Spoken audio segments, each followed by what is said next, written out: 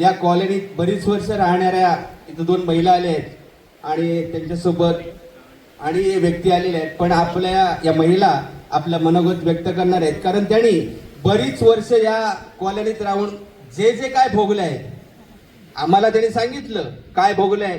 मला वाटतं तिथं राहणाऱ्यांना सुद्धा ते माहिती नाही काय चाललंय तिथं, ते एवढं त्यांनी इथं आम्हाला कथन केलेलं आहे. मी म्हटलं तुम्ही या आजच्या या ग्रामसभेला किंवा गावसभेला आपलं मनोगत तुम्ही किंवा लोकांच्या समोर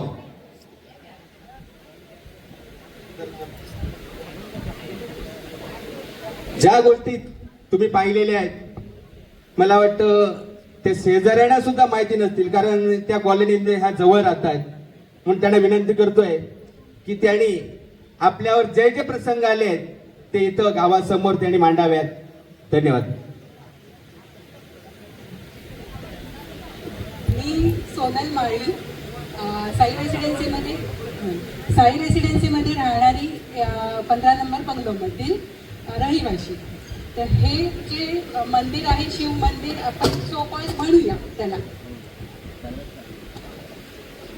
तर हे मंदिर 20-21 सालापासून ही मंडळी 9 नंबर मंडळी आम्ही त्यांना म्हणतो. त्या घरात घर मालक कोण हे अगोदर आम्हाला माहिती नव्हतं. ते म्हणायचे, रुद्रनाथ फाउंडेशन म्हणायचे की हे घर आमचंच आहे. थोडं कालांतराने आम्हाला ते समजलं की हे घर संजय शिंदे या नावाचं आहे. तोपर्यंत हे इथे मंडळी राहतायत ही कोण आहेत ही आम्हाला माहिती नव्हती. त्यामुळे त्या घराला आम्ही 9 नंबर मंडळी असं बोलतो. तर ही मंडळी जी होती ती 20-21 साली इथे रेंट म्हणून आलेले होते आणि आम्हाला वेदाचा अभ्यास किंवा आम्ही सुवासिक गवत उगवणार किंवा बांबू प्लांटेशन करणार असं आम्हाला सांगितलं होतं.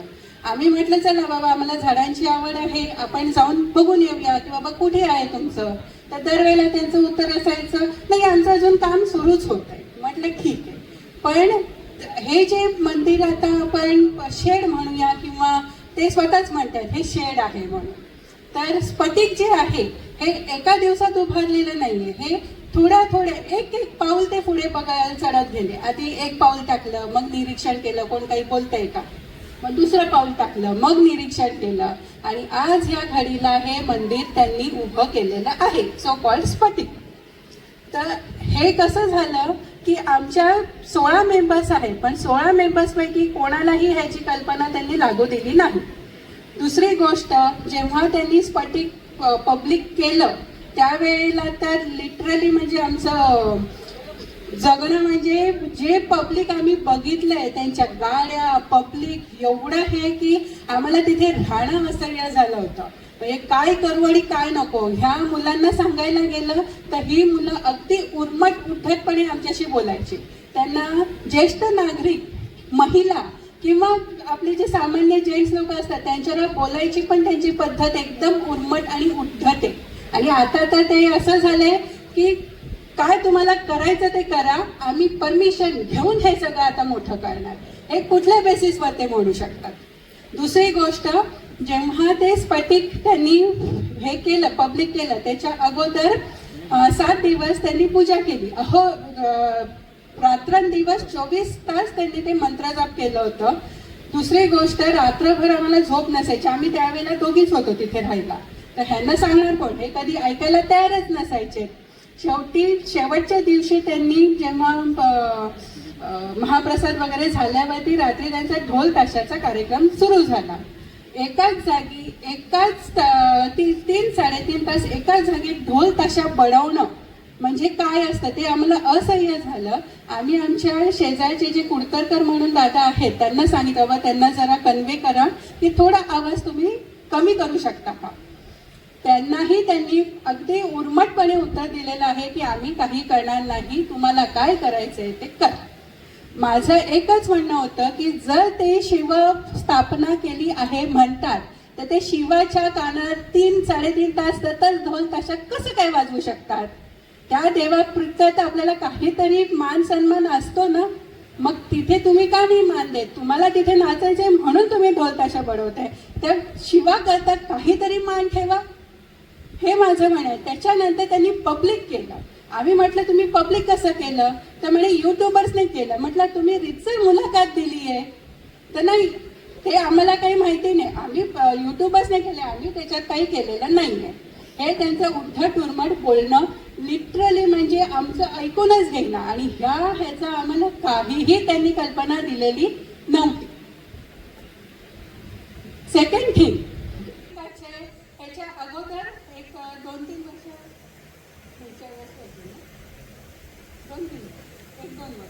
1-2 वर्ष रात्री अपरात्री म्हणजे आपण एक सामान्य लोक 10, 10:30, 11 पर्यंत झोपी जातो. ह्यांचं 12, 12:30 वाजता ह्यांचं अमावस्या पौर्णिमा, दर अमावस्या पौर्णिमेला शंखनाद, घंटानाद, मंत्रजाप जो जोरात चालू असायचा. बरं, ह्यांना आता कन्वे करणार कोण? ऐकायला तरी मंडळी तयार नाही. बरं, आमच्याकडची जी काही सोसायटीतले मेंबर्स यायचे ते त्यांना तसं म्हणायला गेलं तर थोडा दबाव होता, असं म्हणून तरी पण घाबरायची. आम्ही सामान्य लोक आहेत तसं म्हणायला गेलं तर. आता मी फर्स्ट टाइम इथे तुमच्यासमोर बोलते, एवढ्या सामान्य लोकांना त्यांनी एवढा त्रास दिलाय की आता ते बोलायला आम्हाला भाग पडलं. दुसरी गोष्ट, तर अमावस्या पौर्णिमेला तुम्ही एवढ्या रात्री काय असतं तुमचं मंत्रजाप वगैरे, कसली पूजा असते तुमच्याकडे? त्याच्यानंतर 9:30, 10 झाले की त्यांच्याकडे लेडीज लोक जास्त यायला लागतात. सर, आता आपण 100 माणसं पकडली तर 70-80 लेडीज असतात, 20% आपण जेंट्स पकडू. आणि त्या घरात कोण राहतं म्हणजे मुलं मुली सगळे एकत्र राहतात. फक्त पोलिसांना ज्या वेळेला त्यांनी सांगितलं आम्ही तिघेच राहतो, 3-4 जण राहतो, बाकीचे सगळे रात्री लॉजवर राहतात म्हणून. पण आम्ही प्रत्यक्ष जे ऐकलंय त्यावेळेला सगळेच जण असतात तिथे, लेडीज जेंट्स सगळे एका घरात असतात. त्या घरात आजपर्यंत किती मंडळी राहत आहेत ते आम्हाला अजून कळलेलं नाही, आणि कोण मंडळी राहत आहेत. दरवेळेला आलं की नवीन मंडळी समोर दिसतात. असं नाही, आम्ही एवढंही खात्रीशीर सांगू शकतो की आमच्या कॉलनीतले जी रहिवासी आहेत त्यांचे नातेवाईक सुद्धा आम्हाला ओळखतात, की बाबा आम्ही त्यांना ओळखतो की बाबा हे ह्यांचे नातेवाईक आहेत. पण या 9 नंबर घरातली कोण मंडळी आहेत ते आजपर्यंत आम्हाला कळलेलं नाही. फक्त प्रमुख कळले हे सगळे आमचेच आहेत. 400 जणांचा समूह आहे म्हणतात. 400 जणांचा समूह, 400 जण सगळे तुम्ही इथेच राहता का? आणि पोलिसांना सांगता आम्ही तिघेच जण राहतो. घर मालक तर कधी घरात नसतोच, तो सकाळी येतो संध्याकाळी जातो. मग घर मालक जेव्हा गृहसंकुल पहिलं होतं, तुम्हाला जर हे एवढं करायचं होतं तर मग तुम्ही गृहसंकुलात का केलं? घ्यायचं होतं एक वेगळी जागा, चांगली निवांत जागा घ्यायची होती, करायचं होतं. का इथे तुम्ही आमच्या गृहसंकुलात आलात? दुसरी गोष्ट, गोव्याच्या गाड्या तिथे जास्त असतात, आणि आमचे सिनियर सिटीजन्स महिला यांना खूप त्रास येतो म्हणायला गेलं तर. त्यांच्या कुत्र्यांपासून म्हणजे लिटरली कुत्री चावायला अशी आलीत ना, आणि त्यांना सांगितलं चावला तर नाही ना तुम्हाला तो, म्हणजे चावल्यावरती मग सांगायचं, मग म्हणणार नाही का आमचा कुत्रा चावलाच नाही तुम्हाला. आणि आम्ही कुत्र्यांना फीड करणार, तुमच्या समोर फीड करणार. हे आता महाशिवरात्रीचं जे झालं त्याच्या अगोदर जेव्हा पब्लिक झालं ना, त्यावेळेला आम्ही सांगितलेलं त्यांना, बाबा देवाचा थोडा तरी मान ठेवा. देव करता ना तुम्ही, मग देवाचा मान का नाही राखत आहात तुम्ही? या मंदिरात आम्हाला ही माहिती पण नव्हतं हे मंदिर इथे. आम्ही वेताळ मंदिरात यायचो, महादेवाच्या मंदिरात एकदा आम्ही बघितलं बाबा कोणाचं आहे तर महादेवाचं मंदिर. 3-4 वर्ष झाली मी त्या शांततेकरता शोधत होती, मला ह्या मंदिरात ती शांतता मिळाली. आणि जर तिथे तुम्ही शिवा म्हणताय तर तिथे शांतता का नाही आहे आजपर्यंत असा त्रास का आहे? जर तिथे देव बसतो म्हणताना तुम्ही छाती ठोकपणे सांगता देव बसतो, तर मग तिथे शांतता का नाही? तिथे हे वादग्रस्त काय म्हणायला गेलं तर आमचेच एक रहिवाशी आहे, त्या एकदम म्हणजे जास्त येत नाही, त्या तिथे जाऊन बघून आल्या. अगोदर म्हणे रील्समध्ये पिंडी प्लेन आहे, आता तिला भेगा पडल्या आहेत म्हणे. याचा अर्थ काय होतो? जर ऑलरेडी प्रशासनाने ते अनधिकृत केलंच आहे, मग आता अजून कशाची वाट बघायची आपण? आणि अशी उद्धट उर्मट माणसं खरोखर देवाच्या कार्यात असू शकतात का? हा आमचा खरोखर ॲज अ महिला म्हणून किंवा ॲज अ इंडियन सिटीजन, भारतीय नागरिक म्हणून मी म्हणते की खरोखर जर देवाला आपण मानतो तर अशी उद्धट उर्मट माणसं तिथे असू शकतात का? दुसरी गोष्ट, कधीही ते सीधे मुंह बात करणार नाही. आम्ही जर म्हटलं बाबा हा त्रास होतोय, आम्ही काय करू त्याला? अरे म्हटलं तुझ्यामुळे त्रास होतोय तर काय करायचं? आम्ही काय नाही करणार. आम्ही ह्याच्यावर जास्त करून टाकू तुम्हाला, असं सगळं. आता ह्याच्यात कसं काय हे करायचं एवढीच इच्छा आहे की देवाने खरोखर हे सत्य आणि त्यांचा असत्याचा मुखवटा बाहेर काढावा. ही देवाकडे रिअली कळकळीची विनंती. वेतोबाला, वेताळ महादेवाला खरोखर माझी विनंती आहे, आज मी सर्वांसमक्ष सांगते की त्याने न्याय करावा या सगळ्या गोष्टीचा. बस.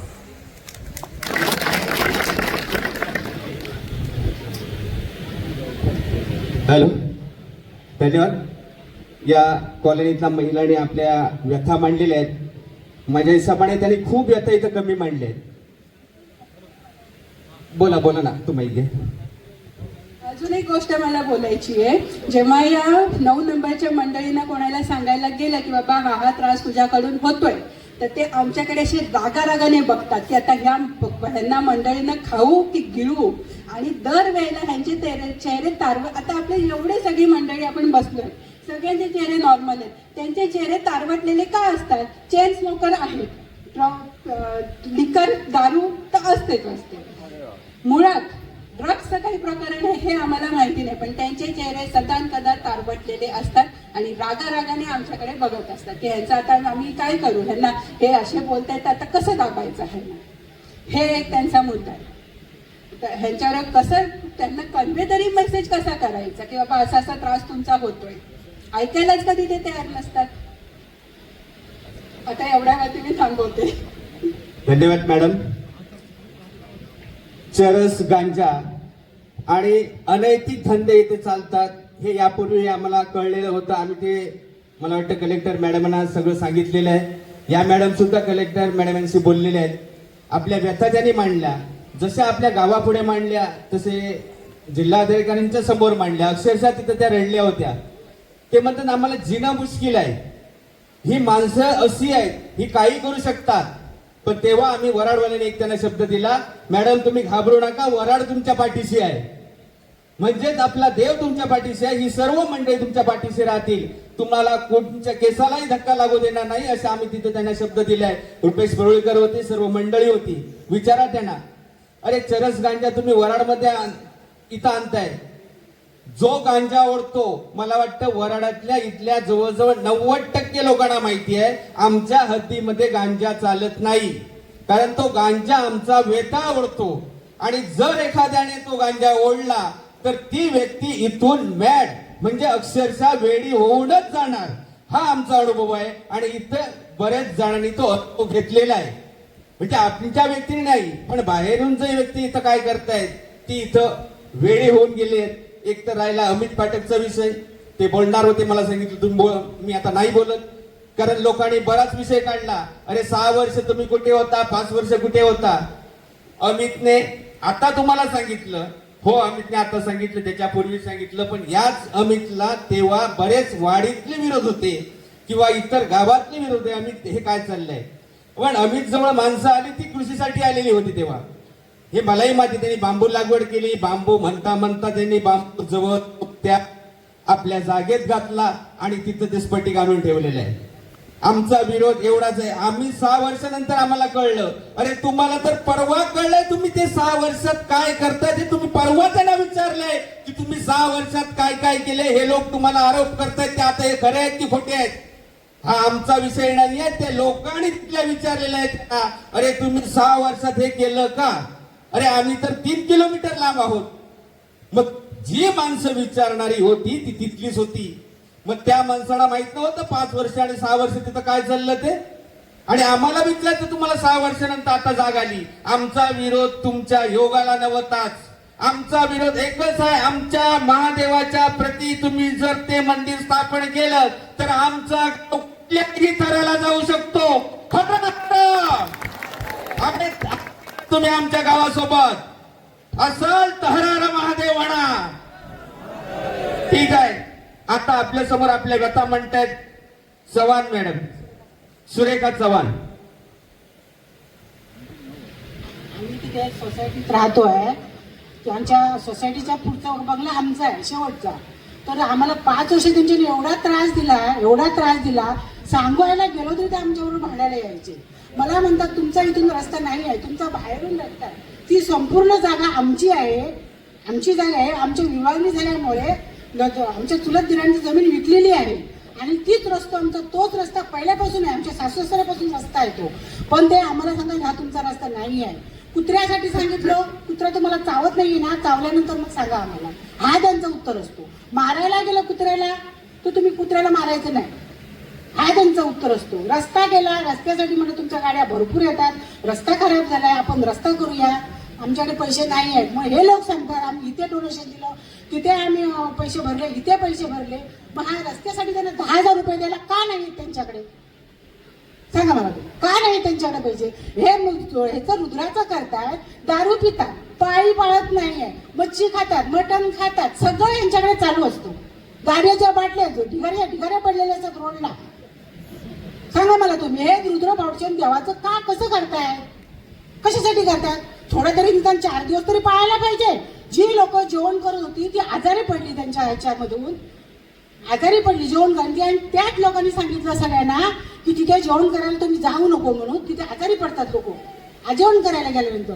मग आता तीच लोक त्यांना साथ देत आहेत, त्याच लोकांना साथ देत आहेत.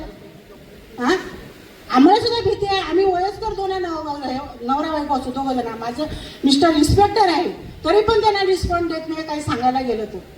हा, आम्ही आमचा स्वतःचा खर्च करून रोड बनवला, तुम्ही त्या रोडवरून गाडी नेऊ नको. हा, परत तरी पण ठेवले, आम्ही परत एक माणूस घालून परत दगड ठेवले, परत ते दगड काढून टाकले.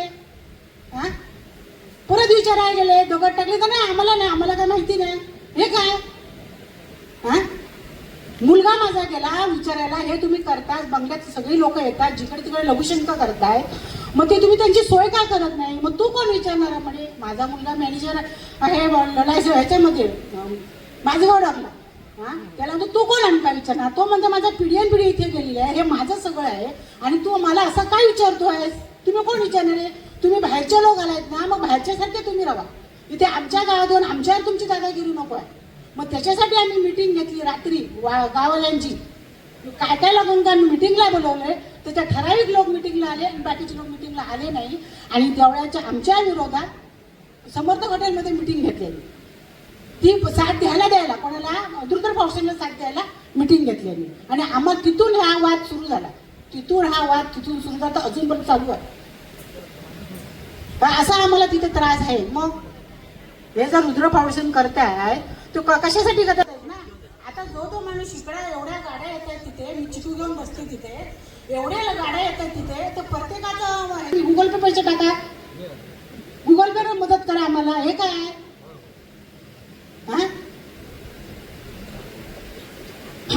बस झालं, मी आता पहिलीच बोलते, जास्त बोलली आहे, सॉरी. धन्यवाद मॅडम. या इथं त्याच कॉलनीमध्ये राहणारे पांचाळ हे आपले इथं मनोगत व्यक्त करतायत आणि आपले ते विचार मांडतायत. त्यांना काय त्रास झालाय तिथं?